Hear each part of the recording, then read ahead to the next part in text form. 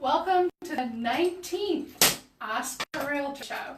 Today we are featuring the sign. water treatment systems. Before we get started, we're going to introduce ourselves. I guess we should introduce the guests first. Sure. We are happy to announce that today Mark Heyman from Heyman Water Systems is with us today. He is very knowledgeable. Like, you will be very impressed in this show. I guarantee. It's a lot of pressure. We're going to introduce ourselves. To my right, Hey, I'm Christina. associate broker Associate here broker at at Castlegate. Yep. I'm Courtney, Realtor at Castlegate. And I'm the broker. Sorry. Her name's Aggie. What is that? I got distracted. Why is there? Ashley, did you do that? There's a marshmallow man on our table. He needs water. Who is that there? I have no idea. Do we have to start Come a on new one? me. What? Come on me again. That's funny. I'm so confused. I know, we're like, If we just keep talking, everyone's going to be staring at the marshmallow. I don't know how to get rid of Shall we it. stop? Okay, shall we stop and restart? We're going to stop and restart. Go ahead, Ash. I got it. Oh, you fixed it? Mm-hmm. What was he doing? breakdancing. Okay, good. We're back. Are we back? We are back. Okay. With no marshmallow. Never a dull moment. So, Mark, is it true? I usually tell buyers that not to be concerned because no matter what a water test reveals, it's always fixable or treatable. Is that a fair? Correct. Yeah, it's true. Just about anything in the water is treatable. Great. Good, I did good. That's good news. It is. You want to go next, Kurt? Sure. Are there concerns with hard water and how do you treat it? Hard water is very common in our area. Basically, you can have hard water with municipal water or well water. Hard water comes from limestone plates in the earth. Depending where you drill your well or what municipality you're on, your hardness is going to range in our area from 2 to 8. If you're on municipal water here in Lehighton Borough, Palmerton, Slatington, it can be up to 14. Hardness isn't really detrimental to the body, but it's detrimental aesthetically to your plumbing systems, meaning furnace coils, hot water heaters, chalky white residue on your dishes, silverware, ice cubes are not clear. That So- will work. Yeah, so water softening is a major component of our business. Okay. I mean, I've seen water softeners out in a lot of houses. Mm-hmm. Yeah. Good. Awesome. Christina? Oh, tell us about lead. Lead is also something that's very common in our area. Since a lot of the houses in our area, this is an older area. We have older farmhouses with lead piping, pre-1986 copper piping with lead solder. There still is some form of lead in metallics when they make faucets, shower valves, water heaters, furnace coils. So a lot of times in our area here, we'd have minimal line plates. You get over the Blue Mountain, you have a lot of line plates. That's why all your cement plants are down in the Easton and Bath area. So as the water runs through the earth down in that area, the water becomes very hard. In our area, we have shale, slate, and sandstone. We do run into some minor lime and hardness. However, when you have a low pH water, because you do not have lime to raise the pH, it will etch or eat away at the lead solder, the metallics, with the lead manufacturing, and it can leach lead. Usually lead is not actually in the water source. It comes from another component being eaten at. That's good to know. Yeah, Even in Palmerton? Yes. Interesting. Yeah, we have a lot in the Beaver Meadows, Ben Titus Road. pHs are like 4.8, so a can of Coke is like 3.9 to 4 pH. So people build a new home, and within several months, they're getting tons of green and blue all throughout their house, and they call and they're all confused. They're like, I don't understand. I have PEX piping, the newer plastic piping. Everything is modern, but I'm getting green, and the water's bitter and tastes like a nail. And you go up and do a pH test, and it comes back at 4.2, 4.5. So it's in the water, but what it's doing is it's eating away their water heater tank. It's leaching that metal out. It's eating the brass shower valves and causing it to actually turn green and blue, dissolve copper. more bottled water. Wow. if that answers the question. Wow. Wow. Yeah. Well, he's on the pH line, so. Yes, so talk to us about, Okay, you just. so pH is very All common. pH is real simple to correct. pH is basically, it's called a water acid neutralizer. It is a fiberglass tank that mounts next to your well tank. Most of the time on municipal water, you will not be required for pH control because they're required by DEP in the state to add some type of alum or a pH adder. Well water, on the other hand, yes. The fiberglass cylinder basically consists of chipped up limestone, chipped up marble, and mag oxide. So think of it as putting lime on your grass to raise the pH of the soil. Water comes in from the well, goes through the fiberglass tank with the lime chips in it, dissolves very slowly. In turn, it raises the pH to make it a neutral or slightly alkali, so it no longer is corrosive to any of the plumbing. Interesting. Very interesting. He gives very thorough and detailed. Yeah, he does. I like it. You can always tell who But the he- smart one is in the group. But he follows through with the stories, so you Oh, he's understand. awesome. Yeah. Well, maybe we'll invite him back. Yeah. Are you next? We're just playing. Okay, I'm You're next, doing yeah. Great. What is E. coli and how do you treat it? Okay. Most real estate agents we deal with, or even the general public, if they go to a private lab and do test, if it comes back with bacteria, people panic. A lot of times it's a total coliform. E. coli is a fecal matter or sewage-based bacteria which can come from human or animal matter, whether it be septic system, farm fields. Most of the time we get what's called total coliform, which is an organic-based bacteria. It can be rotting leaves, it can be spiders under a well cap, it can be earwigs drug up under a beehive under a well cap. Again, they drag insects and particles in, they drop into the water, will give you a bacterial reading. E. coli or total coliform is fairly simple to treat. They make what's called an ultraviolet sterilization system. It's based on the size of the house. Standard 24 to 2,600 square foot, say ranch home, 3-bedroom, 2-bathroom. Units range between about $1,000 to $1,200 installed, and a yearly bulb change, and the water is checked every 6 months. Okay.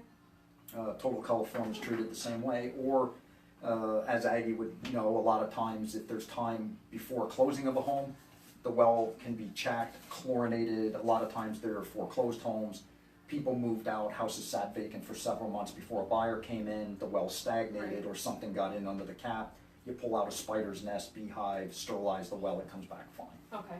That's really That's good to know. often referred to as shocking the well. Shocking the well, And everyone who is on a well should do that once a year. at Is least that- once a year. At least once a year. So, I know not all of our listeners know that, so if you want to shock your well, you can go to Lowe's. We don't get paid by Lowe's. We don't get paid by anybody, but us realtor shows are free and for your benefit. But at Lowe's you can get pellets, and you just put a cup of pellets, I think, Right. bleach pellets in the well, Bleach and that pellets. shocks the If you well. want to do it the cheap way, you go over to Giant, Aldi's, buy a couple gallons of household bleach, shut your power off, pull the well cap, lift the wires out, make sure you shut the power off. Don't dump it on the wire nuts, dump it down the well, run it through the plumbing for several days, but just to be safe, make sure you buy a couple jugs of bottled water because your water is going to taste like high chlorine swimming pool. It's going to turn the water dirty and brown for a day or so. And don't do laundry Yes, until that's all until cleared it out. dissipates out of the system, usually a few days. Good. You're So, typing. We have so someone- Diane has a question. How long does a corrective system last? For instance, we talked about high iron in the water. How often does the system need to be cleaned or replaced? For iron, We didn't talk Uh, about iron yet, did we? No, we did. pH. Yeah. Okay. There we go. Yeah, she's talking about any kind of corrective systems. So I Okay, guess if a certain- neutralizing system, pH, raw water coming in 6.2, 6.5. Usually I tell people somewhere between 16 and 24 months should be serviced. Usually in that time frame with a family of 4 in a home, it's going to take between 50 and 75 pounds of replacement media to fill it. Iron systems, I know we didn't get into it. There's so many different types of iron systems, but we can see if she responds back once we get into that. Well, Oh, did we? We talked about lead too, right? we did talk about lead. But we didn't talk about what you do with lead. Talk to us about a Okay. reverse osmosis system. Okay, yep, lead can be done a couple of different ways. Again, reversed osmosis is your most common for lead. Reverse osmosis is basically a principle where you take water at a very slow rate and compress it through a membrane. The downside to RO is it's a water waster. Not to alarm anybody, but for every gallon of RO water, which is 99.999 pure water, you waste 2 gallons of water to the drain. So a normal RO will make about 12 gallons of water in a 24-hour period. So it's not a ton of wasted water, but it is a very simple, very easy way to take lead out of water. And a reminder, that's usually put on well water, so it's not like you're paying per gallon for that. Correct. And it's just on where you're gonna be drinking the water. So often Correct. It's a underneath point the of view kitchen sink. system. Yeah, it's okay to bathe and shower Correct. in water with lead in Lead it. isn't It's- going to hurt you. Unless it's ingested. Correct. All right. Who's up? Good. I don't know. I lost track. Oh, it came back to me. I had metals. So Okay, we can you talk got the about- iron. We can talk about iron now. Okay. Again, iron is a trace element in well water. Usually municipal water, they're required by the state to make sure that their iron levels and level with chlorine and hexametaphosphate and other chemicals injection. Who? Sodium hexametaphosphate. It's What? a chemical to keep, Slow that down. it's to keep iron and lead and everything from leaching onto pipe. And you put it where? Most municipalities inject it into drinking It's water. in water. So, we're drinking that so it's X22. They inject it hexametaphosphate. in. It's almost like they use hexametaphosphate in candy making and I'm everything. gonna use that word. Okay. Which is a fun word. Yeah. Hexametaphosphate.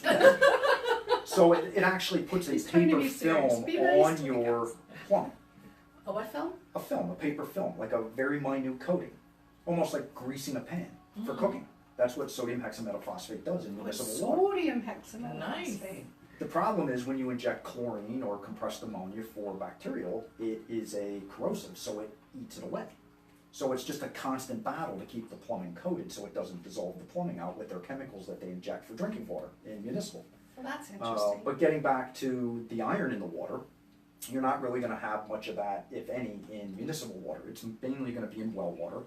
And you can have different types of ferric or ferrous iron. And the difference is, one, when you run the water in a tap and look in a clear glass like your bottle, it'll have a light, tingy, very light iced tea color all the time.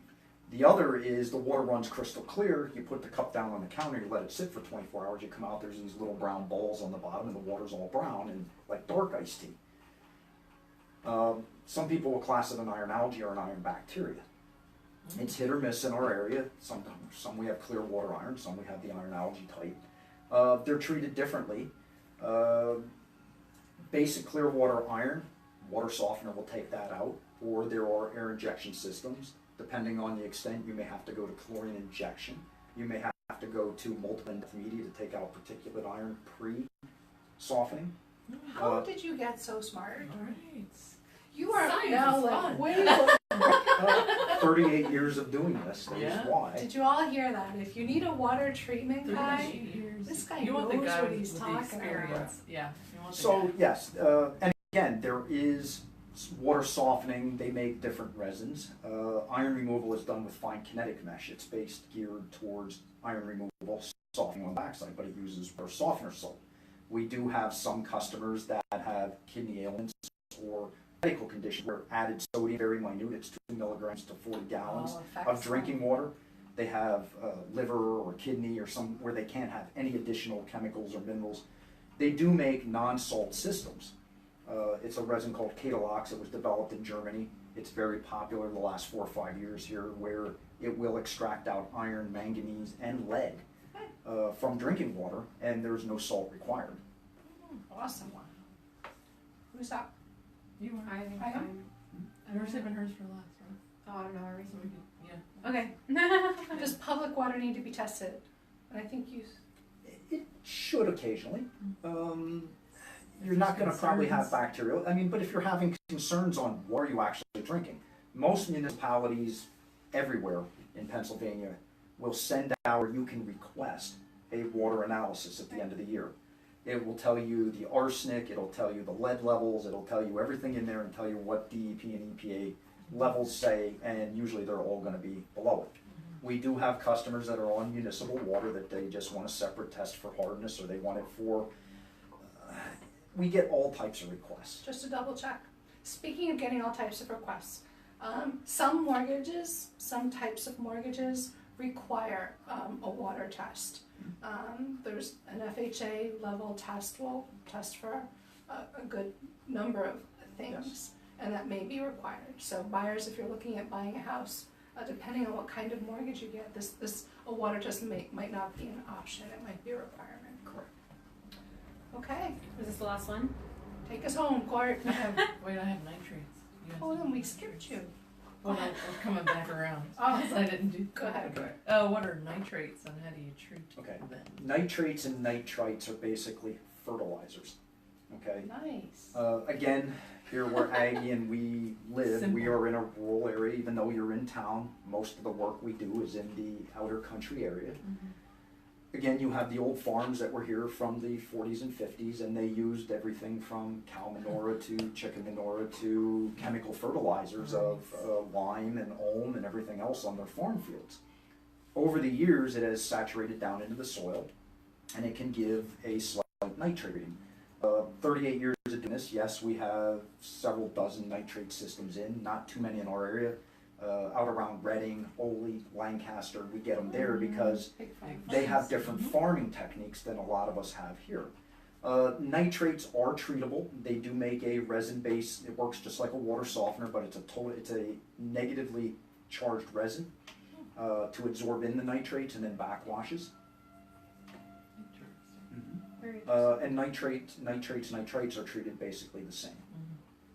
To you, adult, nitrates are basically, unless they're very extreme, non-harmful.